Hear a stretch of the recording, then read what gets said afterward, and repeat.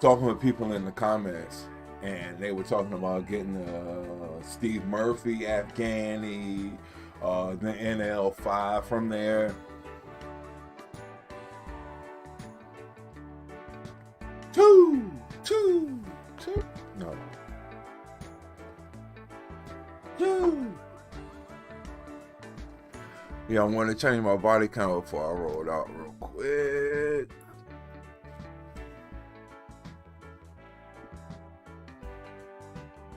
Right, yeah, cool.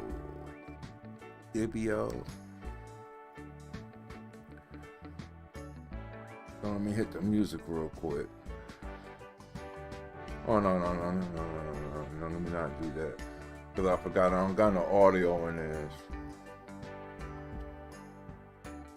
I gotta figure this out. I need another cam or something. I'm working too hard. Okay.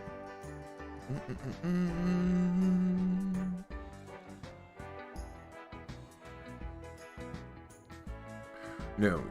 So let me skip through this and I'm gonna try and get right to the interview. But this is the High Time article from what, 94, 93. And this is just a tight version of it.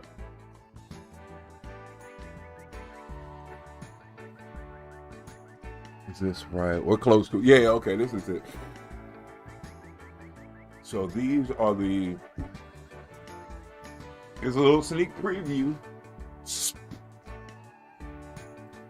This is the original Tennessee Seed Club catalog description list of the strains that Neville had in 1988. These are the last two pages, the Nepalese. And that's the one that sounds the most intriguing to me.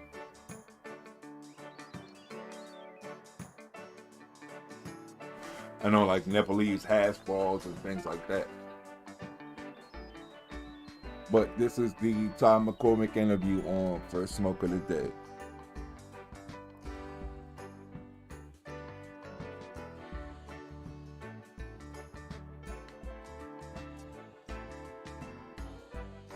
Yeah, cool.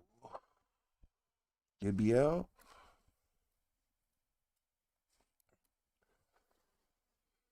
Drums, please. That I know as Haze as early 2000s smoker, right? I never really had the amnesias and things like that. It was more of these profiles that I was used to. Right. Now he's talking about the original Haze right now. Todd McCormick calls it OG Haze. So if you hear him say that, that's what he's talking about, the original Haze. But this gentleman here is talking about the early 2000s. Now, from that point, that was purple haze for me. I had some purple one time that, like, literally everything was purple. It was not green. It was purple.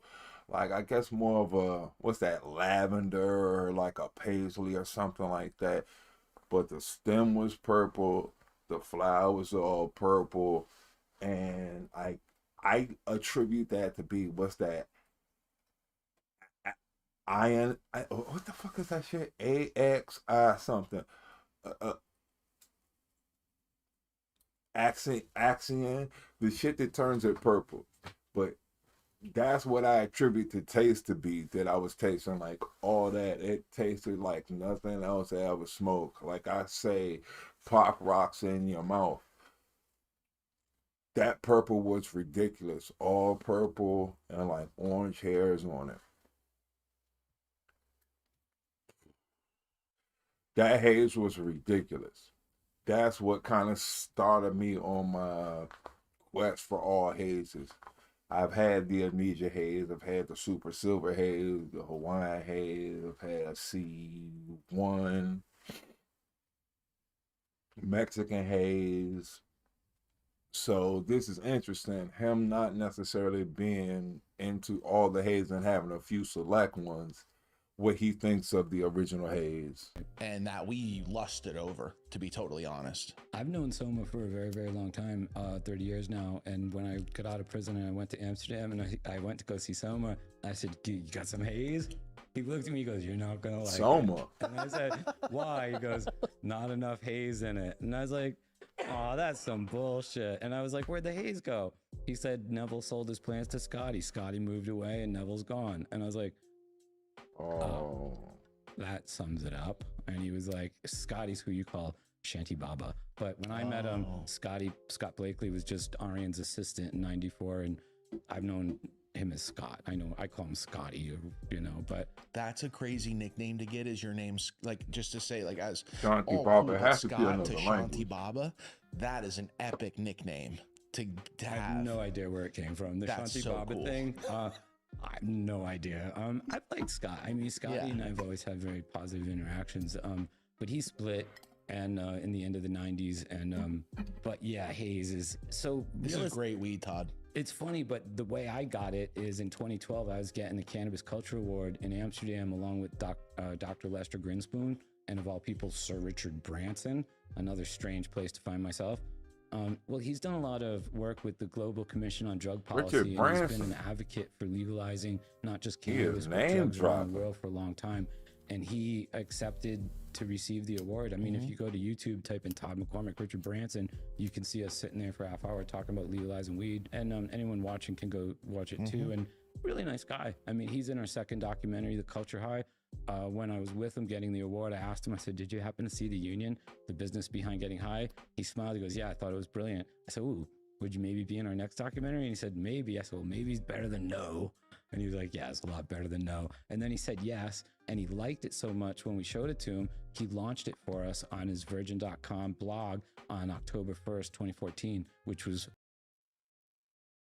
In 2014, that would be huge because that meant something. But that like 10 years ago now, that don't mean much now. But back then, that meant something. 6.1. I love you, October. phenomenal for us. I mean, you can't get a billionaire to do whatever he doesn't want, you know? So yeah, we were blown away. And then Good point. Netflix liked it so much that they translated our film into 15 languages and then showed it in 70 countries for 5 years. I had seen it and then liked it so much, I bought the DVD online. Thank you. Yeah, no, dude, if I support something, I'm totally invested in it. I understand the hard work that goes into especially something like that. I mean, Yeah. Yeah, it's polished. I'm into weed culture like that. I guess shoot at this point. This how old it was. It was basically I bought a DVD that was a compilation of all the prohibition cannabis area scare tactics from like the 30s. So it was Reefer Madness, like what the heck was the shit? Reefer Madness was the most popular. Devil and something. It was like about 10 movies that were to scare tactics of don't smoke weed. People basically literally smoke weed and then right after commit crimes. And it was a DVD of like all 10 of them. So I have that, and kind of anybody who has a documentary, especially Prohibition time, that showed weed, I would have it. I got a lot of Grateful Dead things like that. So I'm very interested in anything that Todd McCormick, you know, Jack Hare, any other heroes, Cheech, Chong, things like that. bro, it would damn near make you cry at some points, you The know. beginning does. Yeah. People get broken up seeing the dog get shot, and people get busted over an eighth of weed. We had a hard time getting that clip. They didn't want to release it either. But getting it back in a sense to, it's easy to jump around, and my apologies, but the way I got the haze was at that event. Skunkman Sam came to it, and I went outside with him and I said, "Hey, will you sell me the original haze seeds that you sold Neville in 1985? And he looks at me, he's like 6'5", and he looks down and he says, "I never sold any original haze seeds to Neville in 1985. And I was like, I didn't know what the fuck to ask at that point. And I was like, Well, good to meet you. Yeah, well, no, I've known him since '94 at that point, so okay. we've been friends for a long time. But he threw me a curveball because I thought Neville got the seeds in '85. So I just stood there, and he was like, he says, "I think you want the seeds I saved for myself, and I won't sell to anybody." I I said, oh yeah, those are Oh. definitely what I need. So he said, get your best hash and come over in the morning. And I said, I did. So he told me this really interesting story about how when he came back from India, which is where he just left off, and he moved down the street from this surfer named G who created Haze. And one of the things that I took away being friends with Rob Clark, Skunkman Sam, and Mel Frank, they're not just breeders, they're preservers. They're into preservation. So when David got the seeds from the 69 batch, he liked them the best. That was the original 3-way combination. The way Now that's what I was saying earlier. I was trying to hint at that preservationist aspect. It does matter. Things have changed, but people have different tastes, different interests, and different things that they want to do and where they want to take their cannabis. So all of this matters. When you hear the stories of weed, kind of the first thing, at least I think about, sorry about that.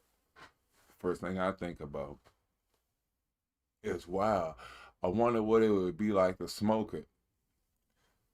So to actually have a chance to smoke it, to experience, like we were saying, aka Bean Brains, authentic genetics, to be able to tap back into like some 70s, 60s, 80s genetic, that's a blessing. explained it is in 1970, 71, 72, 3, 4, 5, up to 78, they would breed something else with it to try to improve it, increase yield, maybe make it faster. By the end of the 70s, Haze was no longer, it was washed out.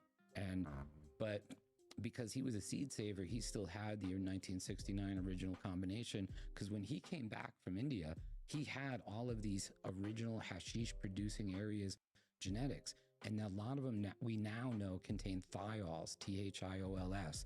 Thiols are what is responsible for the smell on a skunk's ass. It's responsible for that nasty Thiols and ethers. And that's something that beer, especially ales, have. A lot of the smells that you'll get can't be necessarily be replicated with terpenes because it's something else producing it. And a lot of these things he's talking about are things that our sensors perceive as rancid or dying or decaying. That's where that's coming from. acrid smell on fruits and vegetables when they start to go bad. Humans can actually detect it in parts per trillion because we have a subconscious programming to fucking avoid it because it can make us sick. And it's also in garlic. It's also on hops. What makes beer smell a bit skunky. And it's also on cannabis. And when he came back from India, a majority of the cannabis he had made thiols. And that's where he picked up the nickname Skunk Man. So all this shit smelled like shit. And then as he got there, he started breeding. There's a really good article that he wrote. It was written in 1978. It was published in 1979 in a LSD magazine called Blotter. And it's titled Sun, Soil, Seeds, and Soul. Now, as soon as I heard that, I went right to go try and download it. And I actually do have this article. I forgot to actually mix it in this portion of the video. Like, I do have the Neville article. I forgot to put the Blotter article in here. And then I was going to have this interview with Todd McCormick. So I kind of dropped the ball in that. But I actually have this article he's mentioning the sun, soil, seed, sun, soil, and soul. The Blotter article.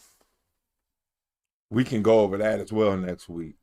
It was the 70s, and if you didn't have a little soul, you just weren't with it. So the thing is amazing. I think it would go over the heads of 90% of the people that consider themselves breeders these days because it's so fucking deep. But what he was trying to do is explain to his hippie friends how to go from landrace to cultivar. So boom. I don't know if you caught that portion because of where I paused it, but he said he thinks 90% of that information will go over people's heads. And I was like, hold on. I think I can interpret it.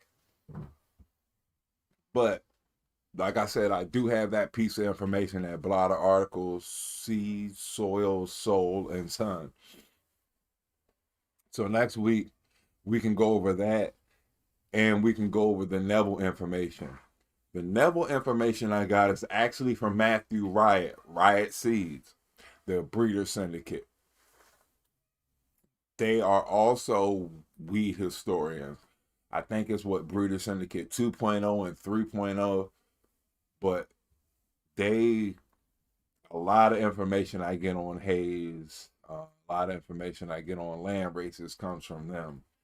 They have a lot of information. They have a lot of connection with people who can connect the dots. They have a great Mad Jag interview, which were big growers in the 70s.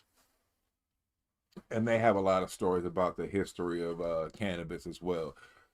Todd McCormick is just kind of taking us through memory lane. Phenomenal. This is how he created Skunk One. That's like making the wheel. Like, I mean, yes, there were modes of transportation, but it changes everything. This is why I think he's the hero in the modern cannabis story, because he created Skunk One and released it in '76. It's a combination of Afghan crossed with Colombian Gold, and that one. Boom. So who was we talking about in the chat? Hold on, my bad. I don't give a crap.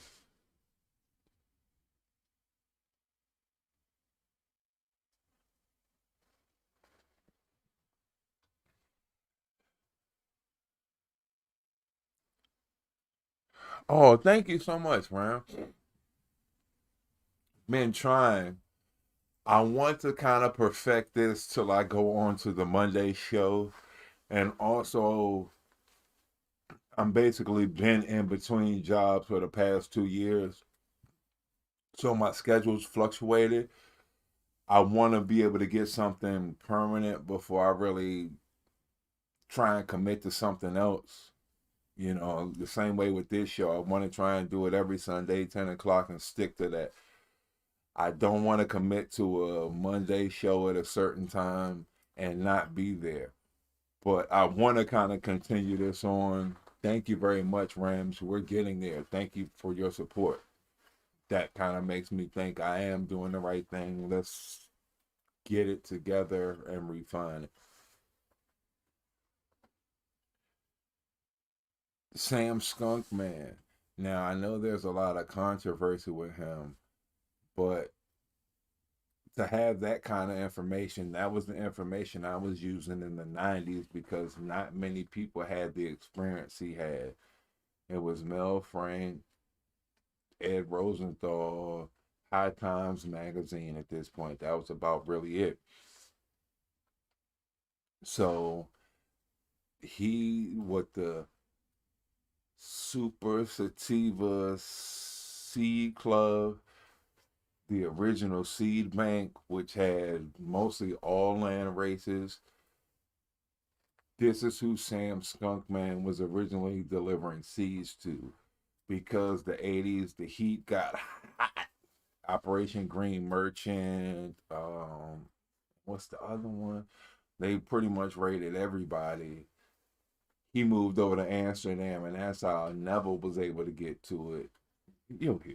Why am I talking? Was skunk that smelled skunky. Well, then he was an acid eater, and he had this really acid dream that he could create a relatively true breeding variety of cannabis, because he wanted his friends to be able to breed the seeds together and not suffer inbreeding depression or drop off or any of that. He wanted the quality to be uniform and consistent. And one day I was on Skype with him, and I asked him, I said, how did you create a relatively true breeding variety of cannabis? He was very humble, and he said, Todd, I didn't. Nature did. I just had to combine enough plants and test the progeny to figure out what worked. That's breeding. And I was just like, you're amazing. First Smoke family, we're a grow generation where we get hooked. Now he's got a commercial, my bad. They're only 30 seconds, luckily. I'm not even going to risk trying to skip through it. That's what I'm trying to say. But that's the same thing most brewers say. I didn't make the beer, the yeast did. And the same way, I didn't make the cross, nature did. However, they saw fit. I wish I could give this person credit. This person said breeding is like having a bunch of marbles in a bowl. They're all different colors. and all of those colors represent the traits that you want.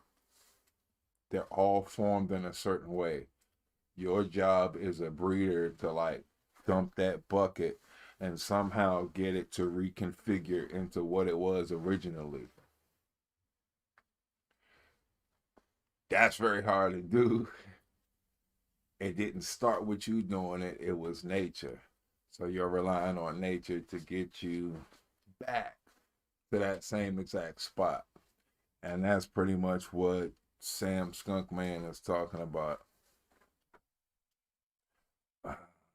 Yeah, I don't really want to risk it. Lighting, nutrients, whether you're cloning on a Sunday or whether you're I'll trapping on give a him the Monday. credit, It's man. growgeneration.com. I think it's the only Stores commercial. also nationwide. But if you want to get hooked up, I we don't know have a why I code. didn't cut It's this our out. family code. It's First Smoke 10. No matter if you're in store or online, you get hooked up like family, just like we are. Growgeneration.com. Maybe I just grow stores edited nationwide. the like entire And chunk of he what I released wanted to Skunk talk One in about. 76, and on the mountain in Santa Cruz at the time, original Haze would come down end of November, beginning of December if you're lucky.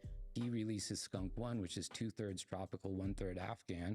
The Colombian gold and the Acapulco gold, both pretty equatorial, and the Afghan pretty northern. It's what gave it its body and its quicker flowering times, but then the fruitiness and the fruits, because most of the tropical varieties don't have the thiols.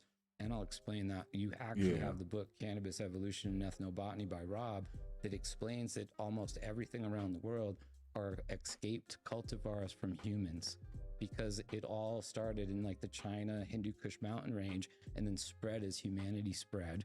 And all of these areas, Good like there point. is no North American cannabis. It's not indigenous to the North or South American continents. It came with Columbus. And this is why the first laws on cannabis in this country were actually in 1619, saying that farmers had to grow it. 10% of their land had to be dedicated to hemp because they needed it for their ropes, their tents, their fabrics, everything that they needed. And the problem they were having is the colonial settlers were growing tobacco to trade with the ships, but then having to give all their money back because the ships were bringing the European hemp that they needed for their ropes and their sails and getting civilized. So they mandated that, hey, you got to grow some of this too. It's a national security. Yeah, that so we you're need not hemp. wasting your money. So the first Yeah, laws on and then cannabis asking were us for actually help. that you mandated how to grow it, and you could pay your taxes with cannabis hemp up until probably for a couple hundred years, till I think the mid 1800s, if you look at our history books. There wasn't a cotton gin until the 1790s. So if you look back at history, what we were really growing, what slaves were brought here to do, wasn't pick cotton, it was to break hemp, period. Whoa. When I heard that, it's not going where you think it's going. I was like, whoa. He's freaking right. He's not kidding. I know they're going to blame it on sugar cane, blame it on cotton, but he's right. Hemp is the most valuable product, most valuable plant that grows on the planet, probably besides aloe vera. Mankind couldn't have made it without hemp fiber. Like he said, it made the sails, it made the canvases, it made our clothes. There's no way we could have conquered the earth without the hemp plant. So if it's that vital, what are you going to get slaves for? A luxury idol or something that you can't advance without?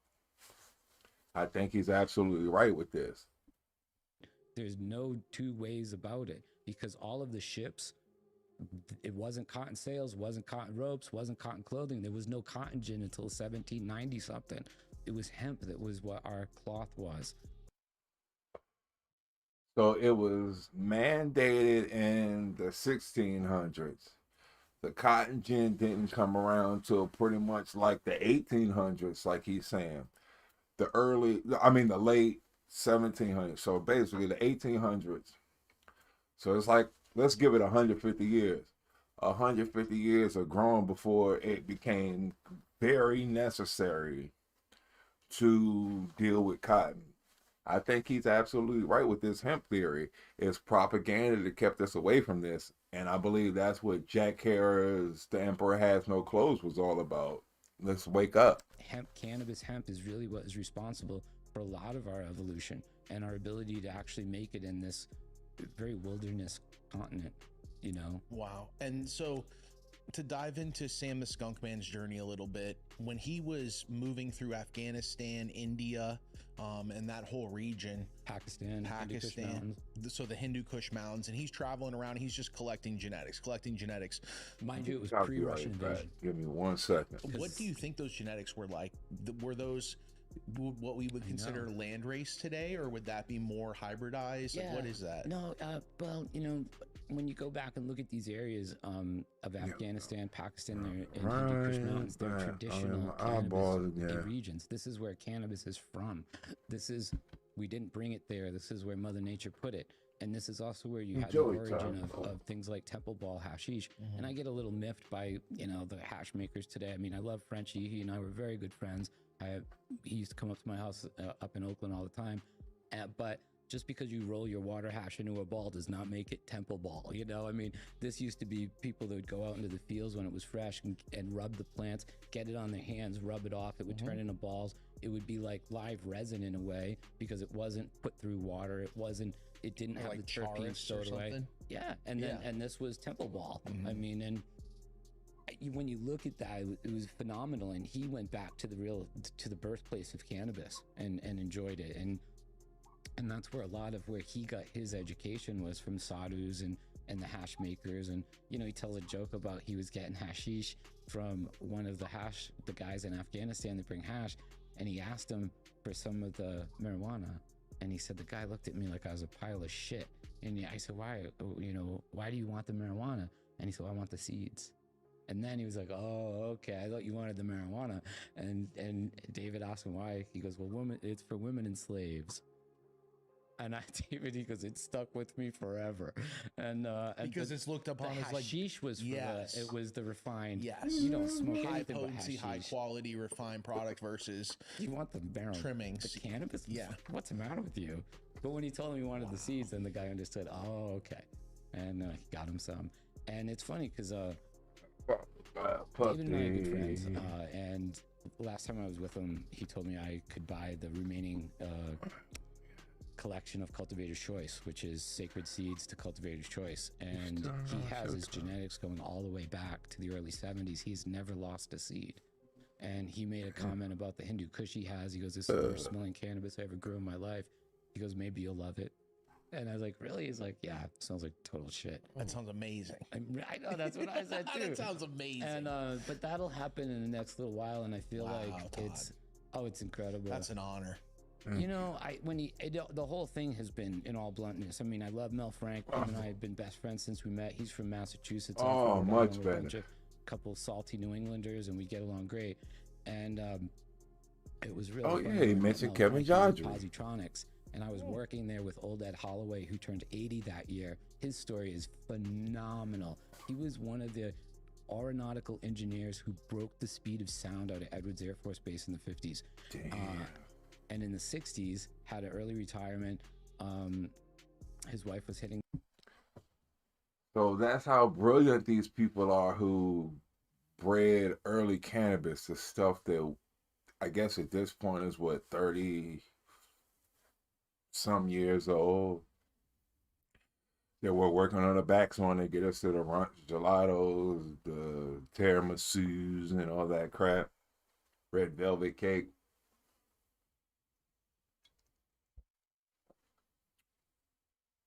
These were the early pioneers of it. And the reason I stopped it was he said he broke the sound barrier. I don't know if you've seen any of that, but like literally you get to see like the air split. And it's this, like I call it another dimension that you pass through. You open up a window of air, or for lack of a better terms, and go through it when you hit a sonic boom or break the sound barrier. The bottle, and he told me that he left her everything but a couple of his favorite airplanes, and he started flying around the equator to collect genetics. Started growing cannabis in the 60s, and he was one of the first to start smuggling cannabis to Amsterdam in 1974 when they opened it up for coffee shops and the Milkveg, which is a big discotheque club in the middle of Amsterdam. Love the place. Opened up and started allowing people to sell, import hash and grass in the place. It's wild, like cutting bricks open with saws and the whole thing. But this is when Bernard Brunning started the Mellow Yellow coffee shop, and when Hank DeVries started the Bulldog, and both good friends. And Old Ed started coming over, and the young hippies didn't know shit about growing cannabis, so he started teaching them how to grow seedless cannabis, and really changed the world for them. And Bernard Brunning gives him a lot of respect, because Bernard was one of the first people on the scene with the Mellow Yellow, having to buy import stuff, and Ed came along and taught him how to really do it. And wow. And then which is where it also brings us back to Skunkman, because Cali Miss on the West Coast, Old Ed was living in California. And Neville bringing it back. Skunkman Sam. And in about 83, the beginning Way of to 83, go. they sent this guy who's now deceased, Michael Rich, over to California Yeah, to it get is some of the my seeds from headphone. Skunkman Sam of this Skunk One. He brought them back. Okay. They grew it in the summer of 83. And as Ed would tell the story, it was Excuse me, the I'm best so sorry. cannabis they ever grew in their life. People would pull it out of their hands. It was just nothing like the stuff they had before. And it was funny because I was sitting making clones with Old Ed Holloway one day in the back of Positronics, listening to him tell me stories. And I had a different respect for David Watson after. So Positronics is where Tom Hill got his haze from, and I believe that's also where Old Timer got his haze from. Positronics is one of the 3 places that actually sold haze genetics, and I believe Positronics is where Sam Skunkman originally was selling his haze seeds to. After meeting Old Ed, because Old Ed, turned 80 that year, and he had a history going back to this with this guy to the early 80s, and had nothing but love and respect for him. And he had clones in his hand, and I said to him, "What did you do with all the genetics you were growing before you met, David?"